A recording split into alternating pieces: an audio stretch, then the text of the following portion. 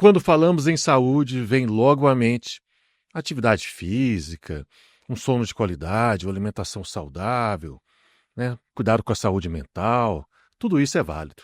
Mas tem um aspecto dentro da saúde que muitas vezes não consideramos, que é a saúde social, as nossas conexões, os relacionamentos. Como isso é imperativo para que você tenha mais produtividade no trabalho e mais qualidade na sua vida. Então, para falar sobre este tema, saúde social, tem aqui a nossa convidada de hoje, a Maia Amorim. Ela que é mentora, facilitadora e palestrante especializada no desenvolvimento do potencial humano, é designer de autenticidade e estratégia de saúde social, com foco na expansão da consciência e na construção de vínculos que promovem transformação real e sustentável em pessoas e organizações. Seja bem-vinda, Mai. Querido, obrigado. Uma honra estar aqui para a gente falar sobre esse tema tão importante. Nesse caminho de saúde e produtividade, né? A gente falar de saúde social é essencial e é vital. É vital e muitas vezes é subdimensionada, né? A gente não tem essa preocupação, não é algo que está no radar das pessoas. Mas é um movimento que está mudando, sabe, Bruno? Falar de saúde social é um dos pilares, né, da saúde, como a própria OMS determina, assim. E esses movimentos de falar sobre conexões têm surgido mundo afora, não só aqui no Brasil, mas a gente tem percebido as intenções. A própria OMS estabeleceu a Comissão de Conexões. Sim. Nos Estados Unidos já tem secretarias de conexões. Então, o movimento para produzir e construir conexões está acontecendo. De fato, ele está acontecendo. Só que para compor saúde social, de fato, a gente tem 3 fatores, né? A gente fala que saúde social a gente constrói a partir de pertencimento, o ser humano precisa se sentir pertencente. O segundo fator que a gente fala é o fator de estar ativo em comunidade. Então, a gente precisa realmente se relacionar, interagir. Mas o terceiro fator é o fator de capacidade de construção de relações realmente significativas. E talvez esse pilar a gente ainda esteja entendendo como é que a gente caminha para isso.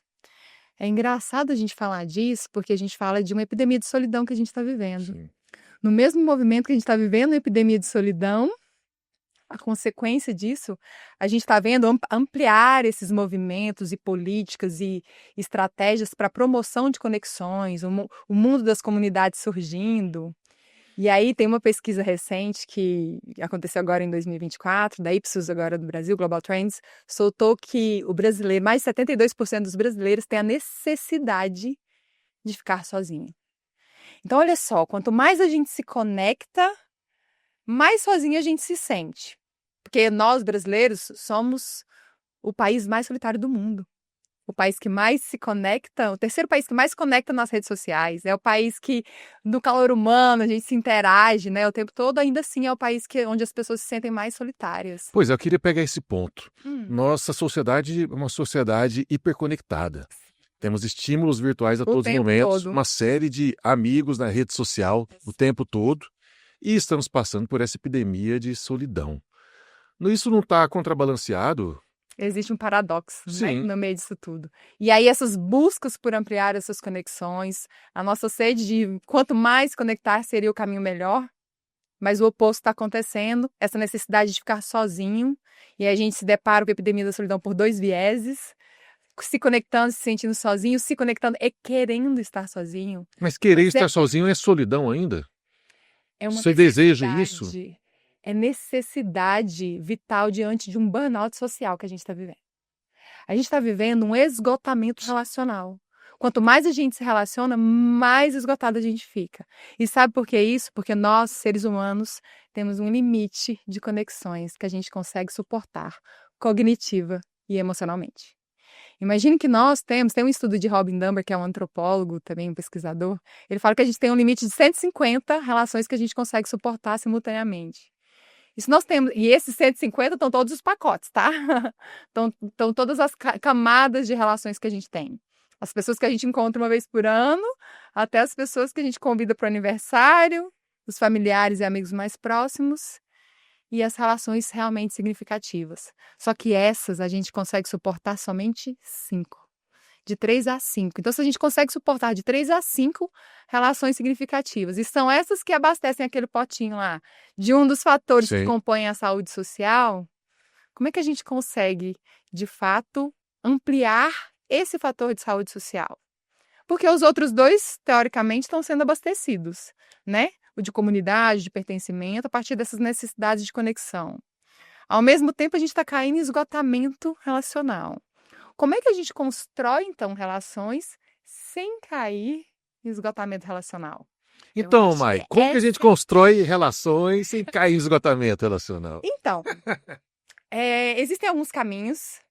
E como design de conexões também é um outro caminho de desenvolvimento, é sobre traçar caminhos de experiências de conexões significativas. Porque pense comigo, se a gente não consegue ampliar a quantidade de conexões significativas e a gente precisa dela para atender um pilar vital da nossa saúde, a gente precisa estabelecer alguma coisa que realmente nos abasteça e nos nutra, né? E o design de conexões vem como esse caminho.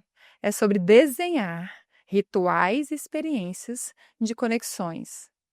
À medida que a gente foi experienciando isso, tanto em ambiente corporativo ou em vivências de grupos de pessoas, em vivências, a gente foi entendendo um valor que é a conexão no encontro em que ela, no encontro, no instante em que ela acontece.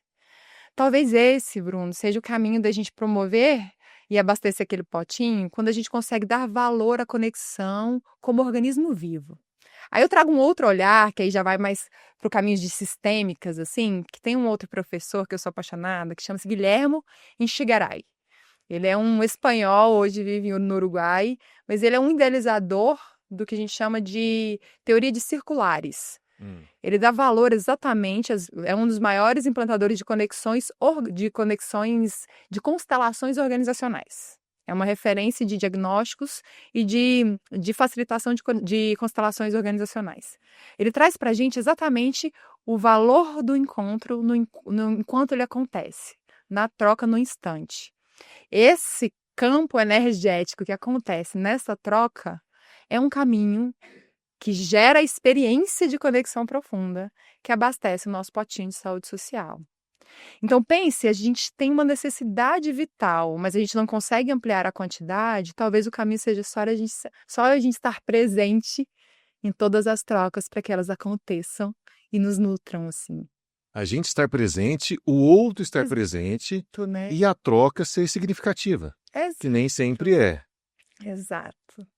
E como que a gente amplia essa qualidade da relação? Que da quantidade a gente já falou que tem muita. E como que a gente amplia essa qualidade? Existem rituais, experiências que a gente consegue promover, né, Bruno? Mas eu acho que tem uma camada antes, né? Tá. Da conexão profunda, que eu acho que a gente dá um passinho atrás para que a gente realmente esteja aberto, para que qualquer conexão se torne significativa, tem um passinho do autoconhecimento. É eu chegar para esse encontro sabendo de fato quem eu sou, onde eu me entrego de forma vulnerável. A gente vai para o passinho da vulnerabilidade, já diz Brené Brown, né? Que só é possível se conectar quando a gente se coloca verdadeiramente vulnerável. E aí a gente vai para as camadas de ambiente de trabalho. Será que a gente consegue ser vulnerável no ambiente de trabalho? Será que a gente consegue se mostrar? Será que a gente consegue construir relações significativas que caminham para um caminho de realmente construção de produtividade? Aí é mais complicado ainda. A hora que vai para o universo corporativo, do mundo do trabalho, é mais complicado. Eu tenho um dado aqui da Gallup que 1 a cada 5 profissionais no mundo se sente sozinho no ambiente de trabalho. Né? E de uma outra maneira, colaboradores que cultivam amizades no trabalho são até 7 vezes mais engajados. Mas o trabalho é esse ambiente que muitas vezes é inóspito para abrigar suas vulnerabilidades, para aceitar as diferenças. Exato. E como se cria então essa conexão? É mudança de cultura, mudança de status quo, né, na organização. A gente precisa promover isso. A gente tem aí o viés dos movimentos que a gente está fazendo a partir de implantação de programas de saúde mental e bem-estar, que já nos dão esse espaço para isso, né, Bruno? Mas estabelecer experiências de conexão dentro do ambiente corporativo, ele é vital também para esse sistema. A gente fala que conexões, eu gosto de fazer de usar uma metáfora, que eu falo que conexões e relações estão para os sistemas, assim como as sinapses estão para o nosso cérebro, né?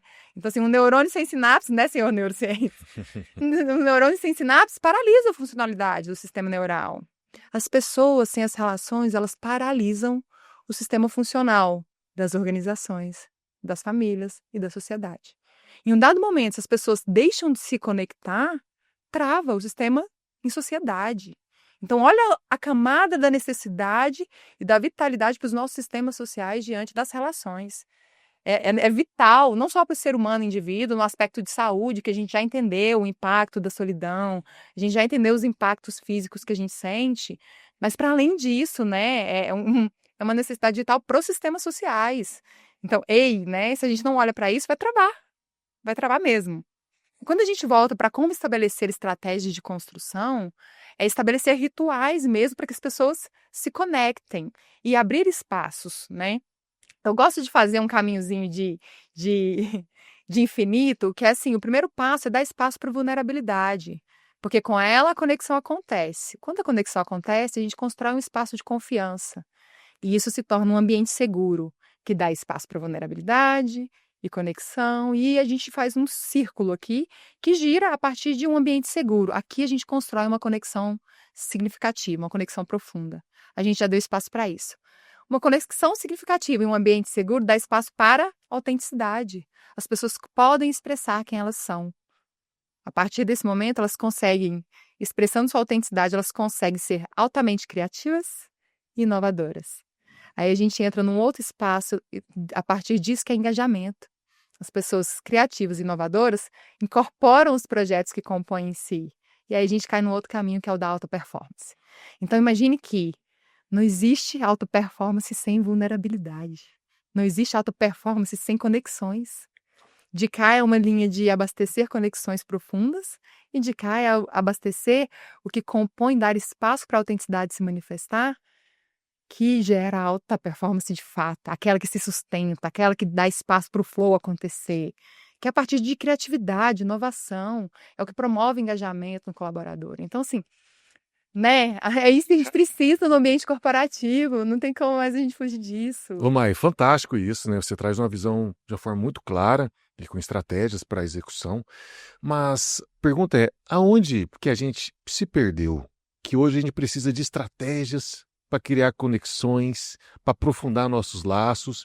E antes, não, era natural você ter amigos, você ter compadres e comadres, gente que está aqui no seu coração, e hoje a gente tem que criar uma série de condições para que isso ocorra. Né, a gente pode culpar tanta coisa, né, Bruno? Não dá para culpar a inteligência artificial, dá para culpar a aceleração tecnológica, né? Já dizia Einstein que o desenvolvimento humano precisa seguir na mesma velocidade que a tecnologia. Eu acho que isso a gente está vivendo hoje. A tecnologia correu um pouco mais rápido do que a expansão de consciência. Né, isso é um fato. Então, como é que a gente consegue acelerar para tentar chegar e equiparar ali, né? Então, tem muitos aceleradores aí de várias abordagens, mas eu acho que é isso, assim. E aí, nesse meio tempo, a gente começou a perder musculatura social mesmo. A gente, a partir dos formatos novos de conexão, a gente... Imagine que ninguém precisa abordar ninguém mais. É só ficar ali passando o dedinho e escolher a dedo. Então, assim, olha só onde a gente está. Né? Premissa nenhuma de musculatura social, as pessoas não sabem conversar, não sabem se relacionar. A gente perdeu, a gente não consegue se relacionar nos pequenos núcleos, nem nos ambientes corporativos, que está na sociedade. Então, de fato, esses movimentos, essa aceleração, nos dá esse lugar hoje, né? A gente acha que está se conectando o tempo todo com um monte de gente. Não, a gente não está. E onde é que a gente está indo nesse lugar, né? Vai paralisar tudo, vai travar todo o sistema. Um dia uma amiga minha estava comentando que ela foi para a balada e estava super interessada no rapaz lá, ficou olhando para ele a noite inteira, né? E ele em momento algum tomou alguma atitude de abordá-la. E aí no dia seguinte ela abre o Instagram, tem uma solicitação de amizade dele e uma mensagem dele. Aí sim, paquerando ela. E ela ficou indignada, porque ela ficou a noite inteira, né, disponível para falar com ele. E ele preferiu não abordá-la presencialmente para depois fazer uma abordagem virtual. É muito doido isso, né? Nossa, aí a gente vai para outras camadas, muitas outras. Porque aí é um estudo antropológico, né? A gente vai para um estudo antropológico do que é que o ser humano, da figura do homem foi seguindo esse caminho social e como a figura da mulher foi seguindo esse caminho social. E aí a mulher se desenvolveu no aspecto de desenvolvimento humano, vamos dizer assim, numa velocidade maior do que o homem. E o homem vem ali tentando se encontrar, quem sou eu aqui nessa situação? E de fato vai perdendo talvez eu não sei como lidar com essa mulher, né? Então a gente vai para uma outra camada, um outro, aí é tema para outro podcast. Vamos ficar aqui até amanhã, pode ficar tranquilo. Aí a gente vai embora, porque é isso, é estudo antropológico, né? Assim, de entender onde é que está se equiparando essas duas figuras em sociedade, né? Então, agora os homens estão buscando alcançar uma expansão de consciência que a mulher já atingiu nos últimos 150 anos. Então, é isso. Onde é que eu me encaixo aqui, socialmente falando, né? Os homens estão em crise. As mulheres ascenderem, os homens estão em crise. Agora é o empoderamento masculino que a gente está validando. É um outro lugar, né? Não é à toa que os homens estão se suicidando de um poder que acabaram perdendo social, né? Então, é o estímulo e valorização do empoderamento masculino de volta. É muito louco. E aí até um podcast. Esse aí dá mais 3 podcasts esse tema aqui. Ô Mai, ainda pegando a parte da solidão, né, a parte das construções das relações, e como que fica, né, ainda nessa, eu estou muito interessado nessa, que para mim parece incoerente, né, esse paradoxo entre a pessoa ter necessidade de se isolar, ao mesmo tempo que ela precisa ter conexões mais fortes. Qual que é a dica, o conselho para quem está nos assistindo, que hoje vai ficar dentro de casa mais uma vez e não tem muito interesse em se conectar com outras pessoas? O que essa pessoa pode fazer para aumentar o seu ciclo em quantidade, mas também em qualidade? Então, o primeiro é o aceitar, Bruno. Porque isso está querendo que a gente gere um caminho de burnout sem ter o burnout social. Não é possível. É esse lugar de aceitar de que não, a gente não consegue sustentar cognitivo e emocionalmente mais do que 150 relações. Mais do que 5 relações realmente significativas, aquelas que são apoio emocional. Não dá. Então, é acalmar o coração e se permitir estar nesse lugar. Aí a gente vai para um lugar de solitude, que é um outro lugar, que são as pausas que a gente precisa dar para permitir que o nosso processo de autoconhecimento aconteça, para que a gente consiga estar aberto a relações ou experiências significativas. Eu acho que esse é o viés que a gente precisa entender. Não é a quantidade de conexões, é a quantidade de experiências de conexão, que são coisas são coisas consideravelmente diferentes. Relações são aquelas que eu preciso sustentar. E relações demandam tempo, dedicação, entrega, compromisso, energia. E não é disso que a gente está falando, apesar de que essas são importantes, mas são 5. Mais do que isso, eu caio em esgotamento. Então, é entender que é sobre experiências de conexão. Esse lugar a gente consegue ampliar e estar e se colocar presente quando a experiência de conexão acontece. E aí acalmar o coração de que não necessariamente, e aí eu gosto de fazer essa reflexão, não necessariamente uma experiência de conexão profunda eu vou levar.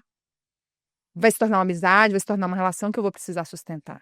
Às vezes essa conexão é aqui, nesse instante. Sim. Pensa comigo, você já teve alguma experiência, acho que todo mundo já teve essa experiência, desconectar com alguém, às vezes na poltrona do avião, que é muito bom, ou na fila da padaria. O famoso santo bateu. Em 5 minutos, foi uma troca de conexão tão profunda que às vezes foi um insight que te fez pensar diferente tudo na vida. Às vezes foi um insight profissional que mudou Às vezes foi só aquilo ali. De olhar no olho e troca profunda que não necessariamente vai sustentar qualquer tipo de relação, mas que te fez pensar diferente algo, te fez agir sobre algo diferente ou que te fez sentir diferente. Qualquer coisa, em qualquer aspecto, tá? Não me pensem num aspecto relacionamento afetivo, não nesse lugar, mas qualquer conexão, no instante em que ela acontece. É esse o valor. Então, esse é o caminho de acalmar o coração, entender que eu não preciso construir tantas conexões nesse lugar de conexões profundas. Mas se eu conseguir me colocar presente nas conexões e observar o instante em que elas acontecem, eu consigo abastecer o meu potinho e tá tudo certo. Aí a gente vai para outra dificuldade, né? Estar presente no mundo que tá todo mundo olhando para o celular. O tempo todo. Você chega para encontrar as pessoas estão assim, né? Como que a pessoa fica presente? E aí eu acho que esse é o exercício que a gente tem que fazer hoje. Agora não é mais aí, né? Agora é óculos. Tem essa ainda. Agora tem mais essa, que agora a gente não tira nem do rosto mais. Tá aqui, ó. Então, assim, pra onde a gente vai, né? É exercício. Precisa ser intencional. As relações vão precisar ser intencionais. Então, de fato, a gente vai precisar, acalmar o coração, deixar as experiências de outro formato de lado para estar presente, né? Igual a gente está aqui agora, Sim. conversando. E é isso, assim, é intenção. Em algum momento essa intenção vai precisar convocar a gente, né? E é isso, e aí devagarzinho a gente vai se acalmando e reconectando com aquilo que é natural nosso, que é se relacionar. Exato. Me conta mais como é que está sendo esse seu caminho de Está. designer de Tá conexões. lindo, tá lindo. É cada vez mais crescente, né? Falar sobre saúde social está sendo é o tema do mundo, né? A gente precisa estruturar sobre isso, precisa trazer reflexões de saúde, filosóficas, estratégicas para a gente começar a promover isso. E esse movimento é cada vez mais forte, né? A gente tem feito isso nos ambientes corporativos, em vivências em paralelo ao ambiente corporativo, e eu tenho cada vez mais falado e palestrado sobre isso para que realmente as sementinhas estejam sendo plantadas, né? Que a gente comece a abrir os olhos e observar, olha, a saúde tem um outro lugar que a gente precisa falar sobre, né? E as empresas têm recebido bem essa pauta?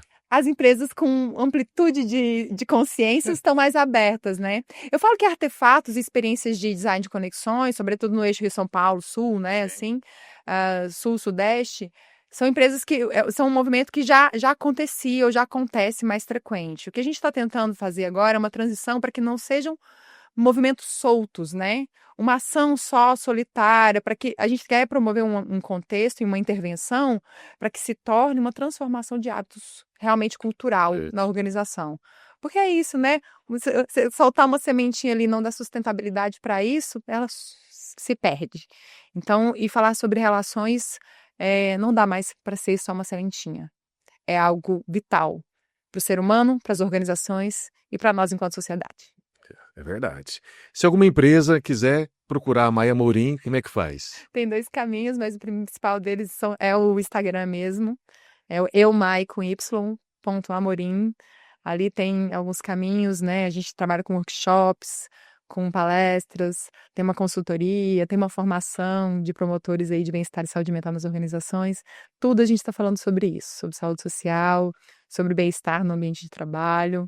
Não dá mais para a gente ficar parado, né, nesse assunto, Bruno.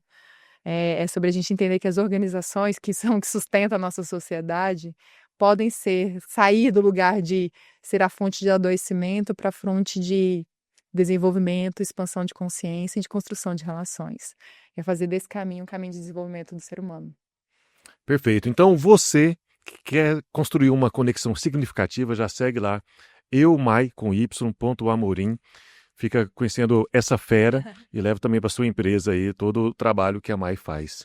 Obrigado, Mai, por estar aqui conosco hoje, falando desse assunto tão inspirador, né, e tão relevante para a nossa sociedade. Para mim foi um prazer me conectar mais uma vez contigo aqui. Muito obrigado. Gente, querido, foi ótimo. Obrigada. Quero agradecer também a nossa equipe técnica, Juliana Caldeira, Bruno César, nossos sponsors, Paulo Vargas, André Rocha.